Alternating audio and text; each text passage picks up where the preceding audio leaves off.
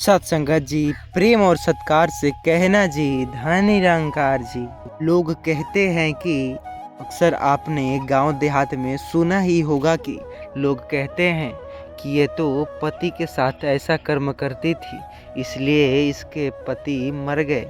से बोलते हैं कि पत्नी विधवा हो गई। आखिर क्या सच में कोई पाप हो जाता है जिसके कारण स्त्रियां विधवा हो जाती है? आइए एक सच्चाई के साथ समझते हैं।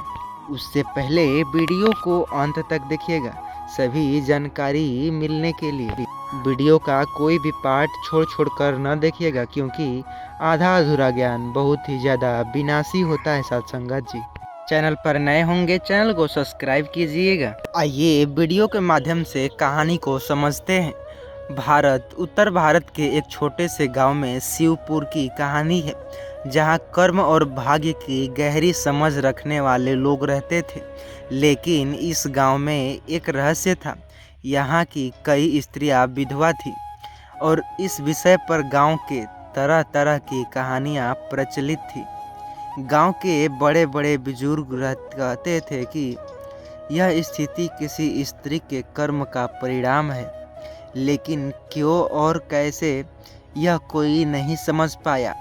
गांव के बाहरी किनारे पर एक पुराना शिव मंदिर था, जहां अक्सर लोग कहते थे कि भगवान शिव का हर सवाल जवाब मिलता है यहाँ पर। लेकिन इस मंदिर के बारे में यह भी कहा जाता था कि जो सच्चाई और सहन नहीं कर सकता वह वहाँ से लौट नहीं पाता।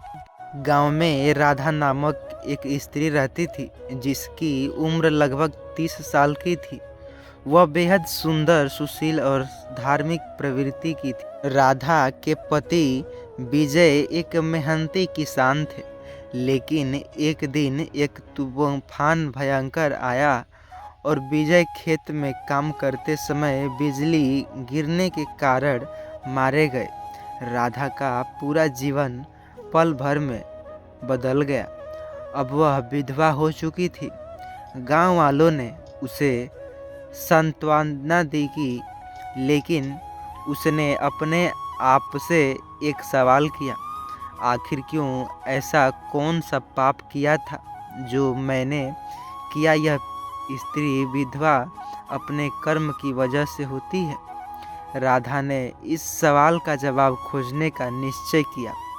उसने गांव के बड़े बुजुर्ग से पूछा, लेकिन सबने वही पुरानी बात कही, यह तुम्हारे कर्म का फल है। यह जवाब राधा को संतुष्ट नहीं कर पाया।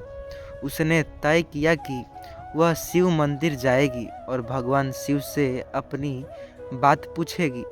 गांव के लोग ने उसे चेतावनी दी, मंदिर का रहस्य बेहद गहरा है।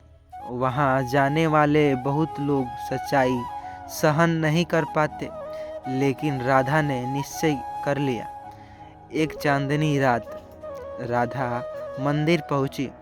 वहां का वातावरण अजीब था। गहरी शांति, घने पेड़ और गूंजी हुई आवाज़ जो कहती थी कि जो सत्य जानने आया है वह यहाँ ठहर पाएगा। राधा ने अपने दिल से साहस जुटाया और शिवलिंग के सामने बैठकर भगवान से प्रार्थना की। राधा ने कहा, हे भोलेनाथ, मुझे बताइए कि स्त्रियां विधवा क्यों होती है? क्या यह उनके कर्म का परिणाम होता है? तभी वहाँ एक तेज रोशनी हुई और भगवान शिव प्रकट हुए। शिव ने कहा, राधा, तुम्हारे प्रश्न का उत्तर सरल नहीं है, लेकिन तुम्हें यह समझने के लिए तुम्हारे अतीत और इस ब्रह्मांड के रहस्य को जानना होगा। शिव ने राधा को उनका पिछला जन्म दिखाया। वह एक समृद्ध नगर में रानी थी, जिसका नाम राजलक्ष्मी था। लेकिन राजलक्ष्मी ने घमंड और क्रूरता थी। वह अपने दरबार की महिलाओं को उनकी छोटी छोटी गलतियों के लिए दंड देती और उनके दुखों का मजाक उड़ाती। एक दिन राजलक्ष्मी ने एक गरीब स्त्री को अपमानित किया, जिसकी शादी के बाद उसका पति युद्ध में मारा गया था।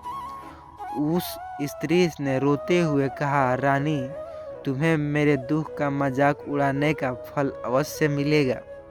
जब तुम्हें अपना सारा वैभव खोना पड़ेगा, तब तुम्हें समझ आएगा कि दूसरों के दुख का आदर करना कितना महत्वपूर्ण होता है। यह देख राधा स्तब्ध हो रह गई। भगवान शिव ने कहा, तुम्हारा यह जन्म उसी कर्म का परिणाम है। तुम्हें विधवा होने का दुख सहना पड़ेगा, ताकि तुम यह समझ सको कि दूसरों के साथ मजाक उड़ाने का कितना गलत होता है। शिव ने आगे कहा, लेकिन यह केवल तुम्हारे कर्म का ही फल नहीं है। यह संसार के एक जटिल जाल है, जहाँ हर आत्मा अपने उद्देश्य को पूरा करने के लिए जन्म लेती है।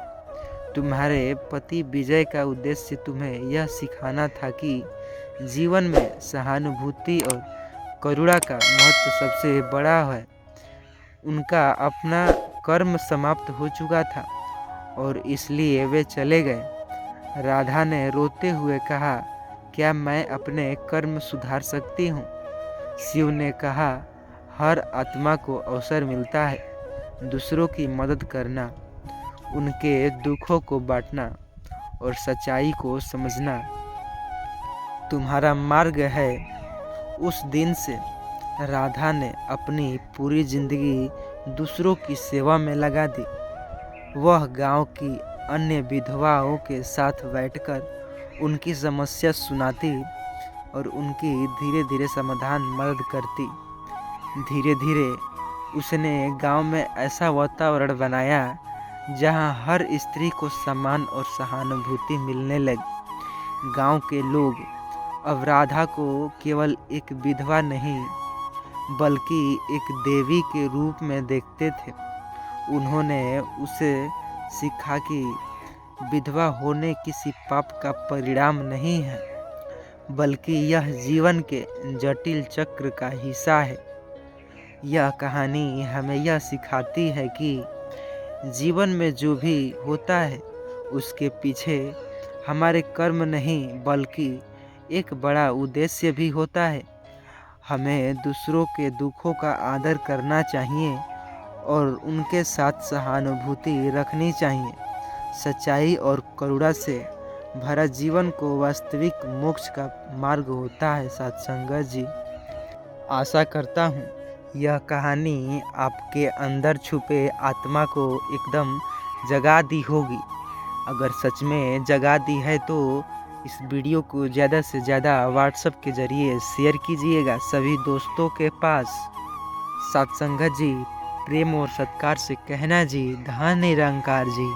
साथ ही चैनल पर नए होंगे, चैनल को सब्सक्राइब कीजिएगा और साथ ही बेल आइकन को दबाना ना भूलिएगा।